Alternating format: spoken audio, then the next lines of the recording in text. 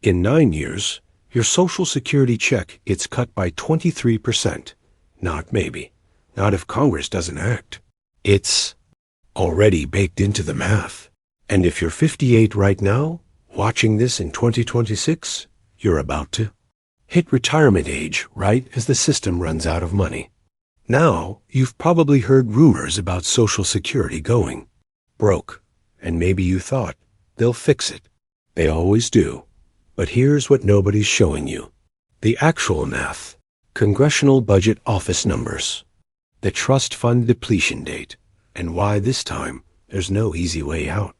I'm not here to sell you gold coins. I'm not here to scare you into some newsletter. I'm here to show you the 3 scenarios. Coming in 2033, what it means for your check, and the one move you need to make in the next 18 months. Because the people who understand this now, they're already adjusting. Quick note before we go further. This is educational content only. This is not financial advice. I'm not your advisor, but this is your retirement. Let's talk about what the trust fund actually is, because this is where the lies start. Politicians love to say Social Security has trillions in reserves, but here's the truth. Those reserves are IOUs. The government borrowed from Social Security for decades. They spent that money on other programs. And now all that's left is a promise to pay it back. But guess what? They can't, because to pay it back, they need to raise taxes, or cut spending somewhere else, or borrow even more.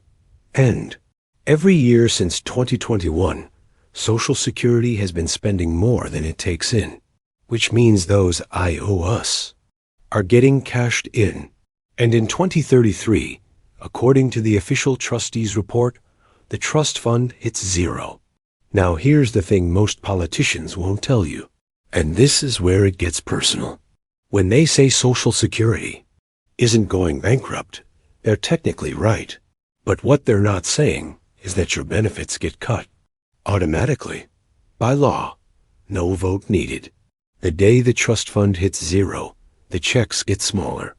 And you don't get a choice. The politicians who created this mess, they have government pensions.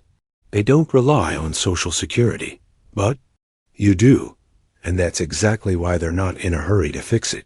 So let's get into the math, the real numbers. What does 77% of promised benefits actually mean for you? Let's say you're expecting $2,000 a month from Social Security. That's $24,000 a year. In 2033, that $2,000 check becomes $1,540. That's a $460 monthly cut.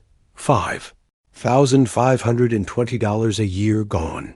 Now multiply that across a 20-year retirement. You're looking at $110,400 in lost benefits. Money you paid into, money they promised you. But here's the kicker, and this is the part that should make you furious. You've been paying into this system your entire working life, 40 years of paychecks, 40 years of taxes. And now, right when it's your turn to collect, they're changing the rules. It's not a benefit reduction. It's a broken promise. The Wall Street bankers who crashed the economy. In 2008, they got bailouts within weeks, but your retirement system has been running on fumes for a decade, and Congress can't even hold a hearing. So what happens next? What are the actual options on the table? There are 3 scenarios, and in every single one, somebody loses. Scenario 1, do nothing. This is the most likely outcome. By the way, Congress sits on their hands, plays political games, blames the other party. And in 2033, benefits automatically drop to 77%. No debate, no vote, just an automatic cut. Because that's what the law says happens when the trust fund runs dry. 70 million people get a 23% pay cut overnight. The government shrugs and says, sorry, we warned you. Scenario 2. Raise taxes. This is what they did in 1983. They increased the payroll tax. They taxed benefits. They raised the retirement age. But here's the problem. Back then, you had 5 workers for every retiree. Today, you've got less than 3 workers per retiree. By 2035, it'll be 2.3 workers per retiree. So if they raise taxes, who pays? The younger workers. And guess what? They're already furious. They don't think they'll ever see Social Security. So good luck convincing them to pay even more to fund your retirement. Scenario 3. Means testing. This is the one that should terrify anyone who saved responsibly. Means testing means if you have too much money saved, you lose your Social Security. Think about that. For a second, you spent 40 years being responsible. You saved in your 401k. You didn't blow every paycheck. And now they want to punish you for it by cutting your Social Security. Meanwhile, the guy who spent everything gets full benefits. That's not a safety net. That's wealth redistribution. Now here's where it gets messy. Because every solution Congress is floating, somebody loses. And if you're watching this channel, there's a good chance that somebody is you. So why is this time different? Why can't they just fix it like they did in '83? Because the math doesn't work anymore. 10,000 baby boomers are retiring every single day. That's been happening since 2011, and it'll keep happening through 2030. In 1975, you had 3.3 workers paying in for every retiree taking out. Today, 2.8 workers per retiree. By 2035, 2.3. You can't tax your way out of that. The numbers don't add up. And here's the other problem. Political gridlock. In 1983, Democrats and Republicans actually worked together. Ronald Reagan and Tip O'Neill sat in a room and made a deal. That doesn't happen anymore. But here's the thing nobody's connecting. This isn't just about math. It's about power. In 1983, when they last fixed Social Security, boomers were in their prime working years, paying maximum taxes. Congress needed their votes. But now, you're retiring.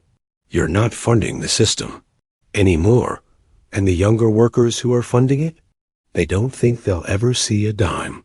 So why would Congress choose your benefits over their votes? This is the silent war between generations. And you're caught in the middle because you played by the rules. So what do? How do you protect yourself?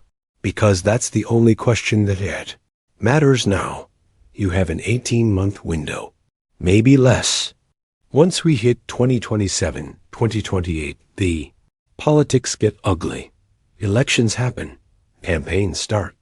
And nobody wants to touch Social Security in an election year. So, here's what you need to think about. 3 things. Number 1, your claiming strategy. The conventional wisdom says wait until 70 to claim Social Security. You get 8% more per year you delay. But here's the question almost nobody asks. If your benefit is getting cut to 77% in 2033, does it still make sense to wait until 70? Maybe. Maybe not. But you need to run your numbers, not follow generic advice from 2015. If you're 62 right now in 2026, and you wait until 70 to claim, that's 2034. 1. Year AFTER, the trust fund goes dry. So you delayed, got a bigger benefit on paper, and then immediately took a 23% cut. Did you win or did you lose? You need to do the math with your numbers. Your life expectancy, your other income. Number 2, stress test your expenses. Can you live on 77% of what Social Security promised you? Most people have no idea because they've never actually written it down. They just assume it'll work out. But hope is not a strategy. Sit down. Pull up your budget and ask yourself, what happens if my Social Security check is $460 less per month? What gets cut? The mortgage? The car? The grandkids? Earth Day gifts? Now here's where you take back control. Because while you can't fix Congress, you can fix your plan. And the people who survive financial storms, they're the ones who adjust before the storm hits, not during. Number 3, income diversification. I'm not giving specific recommendations here. I'm talking about thinking through your options. Part-time work, rental income, selling stuff you don't need.